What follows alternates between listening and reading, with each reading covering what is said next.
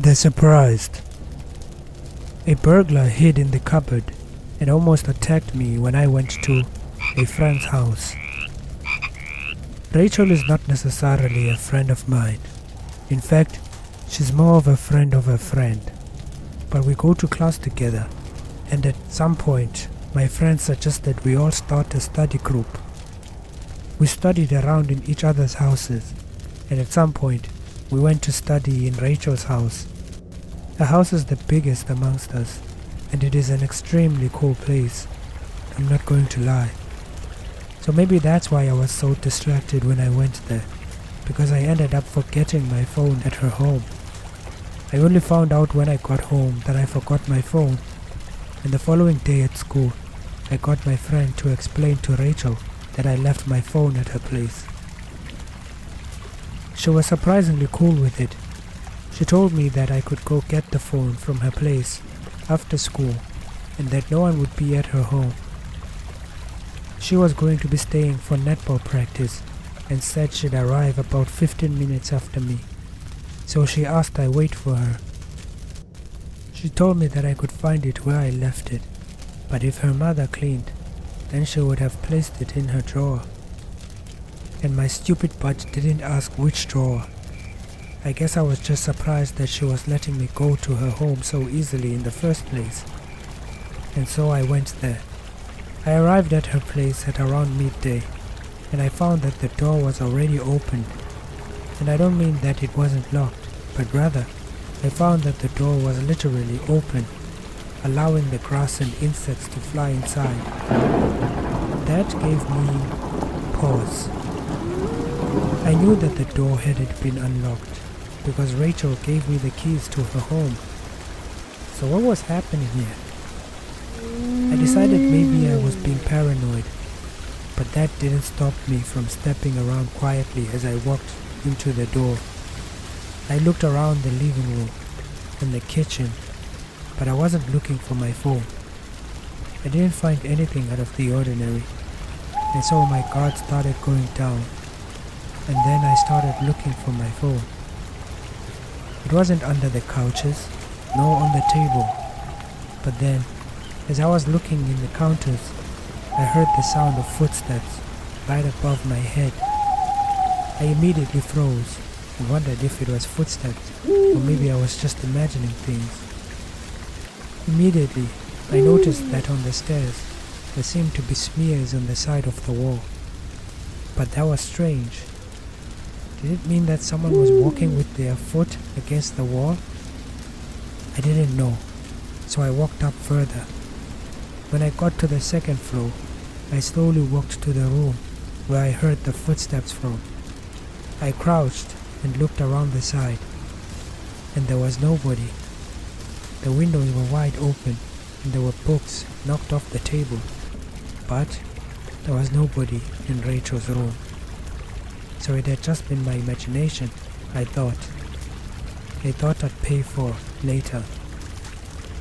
In a much more relaxed state, I continued looking for the phone, searching through as many drawers as I could.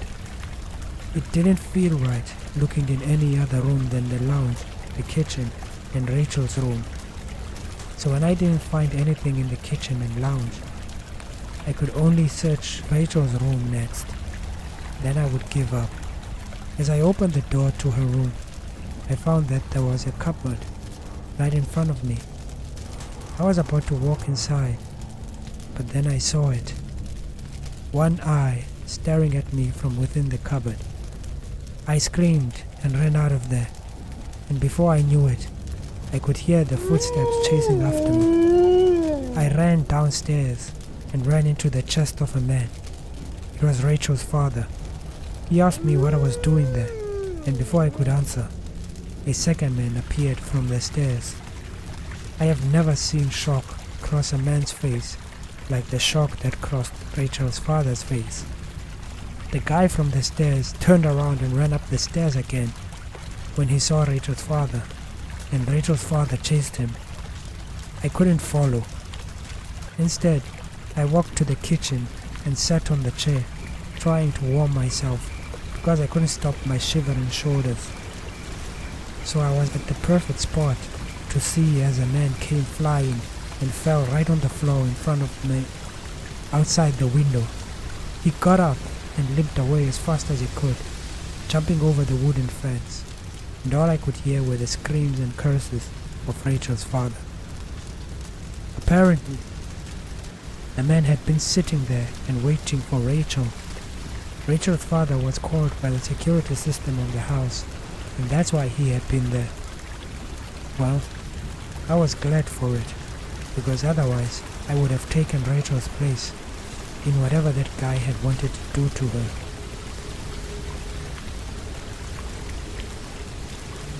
The denier.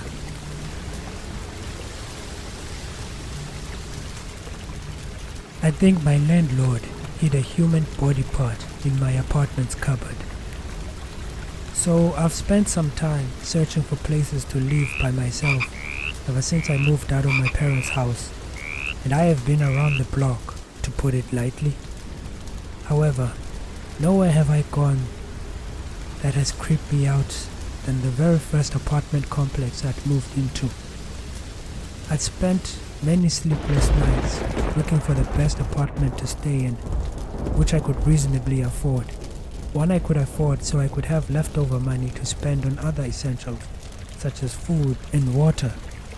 Basically, I was hell-bent on never needing my parents ever again. And so, I looked for this place. And finally, I found just the place that would be cheap enough for me to do just that. Unfortunately, I needed my parents to drive me there for my first day, an action which would turn out to be very helpful for me in the near future. But I didn't know it at the time. At the time, it just seemed like my parents were digging their heads deeper in my life.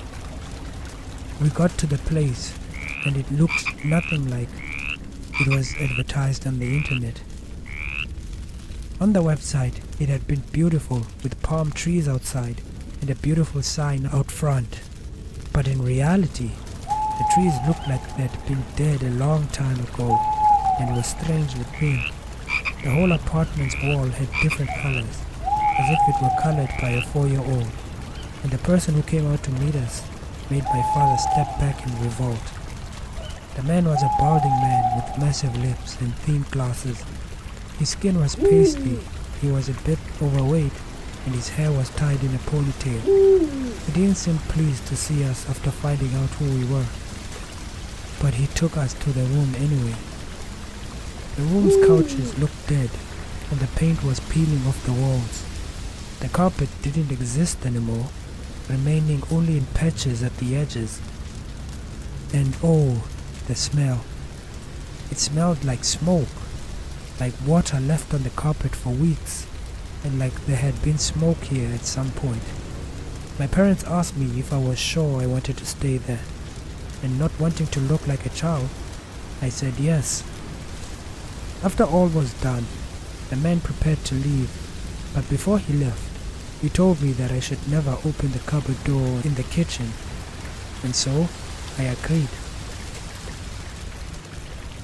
It seemed easy at first, but as time went on, it started to seem improbable. Because as the days went by, as I made new friends and as I grew accustomed to the college life, the smell all over the house kept getting worse and worse. Soon, there were flies literally flying around my entire room, and not sitting on any other place other than that cupboard door, because that smell was coming from that cupboard door. I didn't let anybody visit me, for obvious reasons, but then one day, my sister surprised me. With her, she brought our cousin, and I must say, I'd never been more humiliated in my life. Before we even got to my apartment, their faces were wrinkling. By the time we got in, they made disgusted noises. They asked me what the hell was that, and I honestly couldn't answer them. I told them about the door, and they were just aghast. And that was when my cousin finally asked me something that made my skin crawl. She asked me if I have considered that maybe this smell was due to some kind of dead body part. She said she smelled what a dead body smelled like before, and this was definitely it, she said, jabbing at the door. I told her that it wasn't, that it couldn't have been, but my sister pointed out that I wouldn't know. After all, I don't know that guy. There was really only one way to know for sure what was causing that terrible smell. I had to open that door and look inside. I thought about it for a moment, and then I decided it's time I opened the door and look inside. So I went out to the back to get a lock breaker, and I stuffed it on the lock. I gave a rough tug, but the lock wouldn't break. But then, as I was doing that, we heard the front door open. I quickly threw it down and covered it, and in a few seconds, the man appeared around the corner, his eyes wide. He asked me what I was doing, and said he saw me carrying the lock breaker from the car. I denied all of it, and he checked to make sure that the cupboard was truly locked. Then, the guy did the strangest thing ever. He called somebody to come help him with the cupboard. But then he stood there. He stood there for the whole day, like a guard dog, until a group of men arrived later. The men worked together, and instead of opening the door, they took the entire cupboard with them. It was the most bizarre thing I'd ever seen in my life. After they were gone, I finally decided to drop my pride and returned back home. I live in an apartment now with my wife and kid, and while I haven't had any strange situations with my current landlord, I am careful to look around the house in case I stashed the body part in there. The hider. I had to hide in the cupboard to avoid a creep who came to fix our window. The man was a creep from the moment we first saw him. He was constantly sweating, giggling, and fidgeting with his hands. But his eyes were darting around the room and looking for something. Then he'd smile at you before you even said anything. Sadly though, the man was good at his work. Ignoring his wandering eyes, he was actually very good and managed to fit the windows in better than we could have imagined. However, this only made him creepier. If he was so good at what he did, then why was he dressed like a slob? And why was his car outside so run down and beaten? He should have been getting more jobs, but for some reason, it seemed people just didn't want to hire him, and we were beginning to understand why. When he was finally done, he wished us good luck, and he left, saying his goodbyes. We thought it was the last we would see of him. At least I did. But no, he would return. Much later, as my parents were preparing to leave for shopping, we heard the sounds of a popping car. I almost couldn't believe it, but at the same time, I only knew one car that sounded like that. We looked out the window, and there the man was, coming out of his car and pulling his pants up. My father asked him what he was doing here, and the man said he had to make sure that the glue in the paint hadn't eroded. We had no idea what he was talking about, but he said that if it was, then it would fall off, and we would have to redo the window from scratch again. And since we didn't want him to be coming back again, we let him look as he wanted. He looked for a long time, but my parents wouldn't leave with him still there. Finally, he nodded and said he was finished. He said his goodbyes and walked off. When he was gone, my parents left, leaving me alone. And then, about 30 minutes later, I was going to make myself lunch, and when I was cleaning out my dish, I looked out the window to see there was that creep walking up the stairs and looking around himself to make sure that nobody could see him. I quickly darted to the cupboard and shut the door, watching to see what he'd intended on doing. The man walked into the kitchen a few minutes later, and his eyes were still wandering around. Also, he was walking on the balls of his feet. making it a point that he didn't make too much noise. He stopped under the stairs and looked up the stairs. Music from my phone was still playing from my room. The man ran up the stairs, and after a few minutes, he quickly came back down the stairs, looking around with a confused face. Finally, he went into the dining room and came back with a few tablets. Then he left out the door. The way I explained it to you now is the exact way I explained it to the police when I called them. They found the creep the same night, and my parents were happy for my quick thinking.